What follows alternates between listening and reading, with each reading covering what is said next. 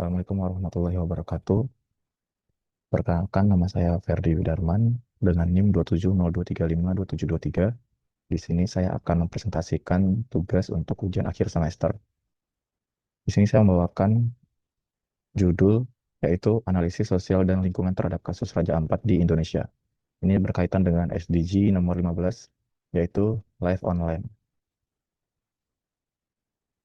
Kita masuk ke latar belakang. Raja Ampat dikenal sebagai kawasan dengan keanekaragaman hayati tinggi, baik di darat maupun di lautan.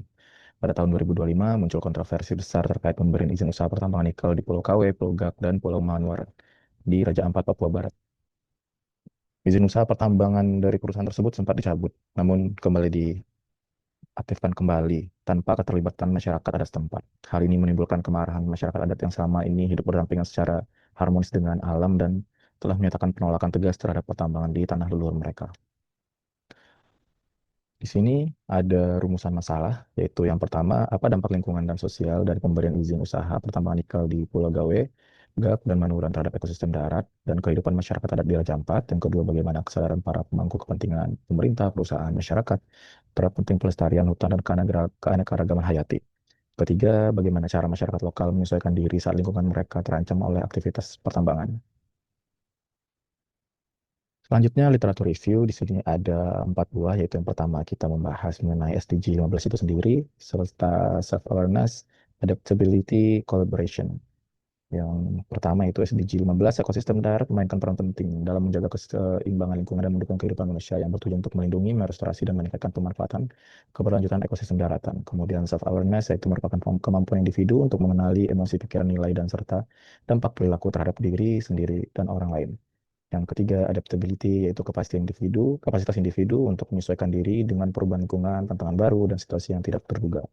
Adaptabilitas ini merupakan keterampilan kritis di mana perubahan teknologi dan sosial terjadi sangat cepat. Kemudian yang terakhir, yaitu collaboration, merupakan kemampuan bekerja sama dengan orang lain untuk mencapai tujuan bersama melalui pembagian peran, komunikasi efektif, dan saling menghargai kontribusi masing-masing.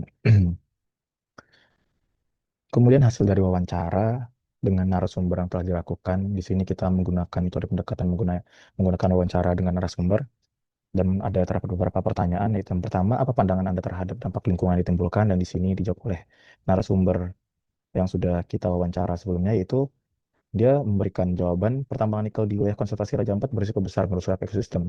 Lingkungan di sana kaya akan keanekaragaman hayati, laut dan darat, dan kegiatan tambang dapat menimbulkan pencemaran serta kerusakan habitat.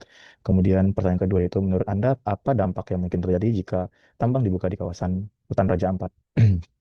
Di sini narasumber menjawab, yaitu jika tambang dibuka di kawasan hutan, kemungkinan besar akan terjadi deforestasi, kerusakan tanah, dan hilangnya sumber daya alam yang menjadi penopang hidup masyarakat lokal. Selain itu, kerusakan ini bisa mengganggu rantai ekosistem dan memicu bencana seperti banjir dan longsor. Yang ketiga, di sini bagaimana Anda melihat respon pemerintah dan perusahaan tambang dalam melibatkan masyarakat adat dalam proses pengambilan keputusan? Kata narasumber itu, saya melihat bahwa respon pemerintah dan perusahaan tambang dalam melibatkan masyarakat adat adalah proses pengambilan keputusan masih sangat terbatas. Proses konsultasi sering kali tidak dilakukan secara menyeluruh dan transparansi. Bahkan terkadang hanya terbatas formalitas untuk memenuhi syarat administratif. Kemudian kita lanjut ke pertanyaan keempat, apa eh, narasumber setuju atau tidak setuju dengan adanya pertambangan di wilayah konservasi seperti Raja Ampat dan mengapa? Narasumber menyatakan tidak setuju dengan adanya pertambangan, selain itu karena bertentangan dengan semangat perlindungan lingkungan. Tambang juga berisiko merusak potensi pariwisata alam laut yang menjadi kekuatan utama ekonomi berkelanjutan di wilayah tersebut. Dan pertanyaan kelima yaitu, apa yang narasumber harapkan dari pemerintah atau lembaga terkait dalam menyikapi konflik antara pelestarian lingkungan dan kepentingan tambang di Raja Ampat? Narasumber berharap pemerintah dan lembaga terkait dapat lebih tegas dalam menolak izin tambang di kawasan konservasi. Selain itu, perlu adanya kebijakan yang berpihak pada pelestarian lingkungan, penghormatan terhadap hak masyarakat adat dan pengembangan alternatif ekonomi yang tidak merusak alam. Oke, selanjutnya di sini ada kesimpulan. Berdasarkan pembahasan laporan hasil wawancara yang telah dipaparkan, di sini ada terdapat 5 kesimpulan. Itu yang pertama, tambang nikel di Raja Ampat berpotensi merusak lingkungan secara parah, seperti laut jadi keruh, terumbu karang mati, satwa langka kehilangan habitat, serta risiko banjir dan longsor meningkat. Yang kedua, mata pencaharian warga yang bergantung pada pariwisata dan perikanan sangat terancam, di mana wisatawan enggan datang jika alam rusak dan hasil tangkapan nelayan bisa menurun akibat laut tercemar.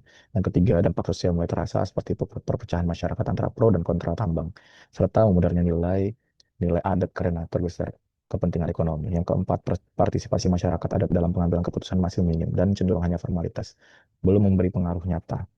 Dan yang terakhir itu yang kelima, belum adanya partisipasi dan tindakan tegas dari pemerintah terhadap isu ini.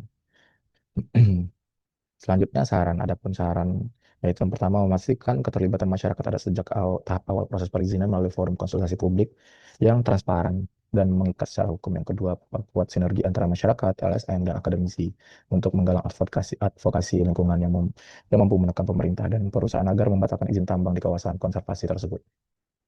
Yang ketiga, mendorong pengembangan ekowisata, perikanan keberlanjutan, dan riset konservasi yang dapat meningkatkan ekonomi lokal tanpa merusak ekosistem. Yang keempat, pemerintah perlu mengeluarkan kebijakan yang menetapkan Raja Ampat sebagai zona bebas tambang permanen untuk melindungi keanekaragaman hayati.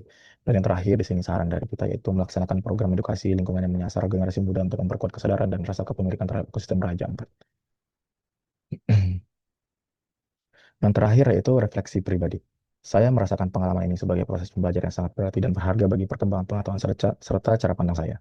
Melalui riset yang mendalam, serta saya menyadari betapa kompleksnya keterikatan antara kepentingan ekonomi, pelestarian lingkungan, dan keberlangsungan sosial masyarakat adat. Saya juga belajar bahwa upaya penyelesaian masalah lingkungan harus dilakukan dengan pendekatan multidisiplin yang menggabungkan aspek ekologis, sosial, hukum, dan ekonomi. Tidak cukup hanya menilai dari sisi pelestarian alam, tetapi juga harus mempertimbangkan kebijakan pemerintah, tanggung jawab sosial perusahaan, serta suara masyarakat lokal yang terdampak. Wawancara dengan narasumber membuka wawasan saya terhadap beragam sudut pandang. Pengalaman ini menumbuhkan komitmen pribadi saya untuk lebih peka terhadap isu sosial lingkungan dan menjadikan landasan dalam pengambil keputusan di masa depan. Sekian dan terima kasih. Assalamualaikum warahmatullahi wabarakatuh.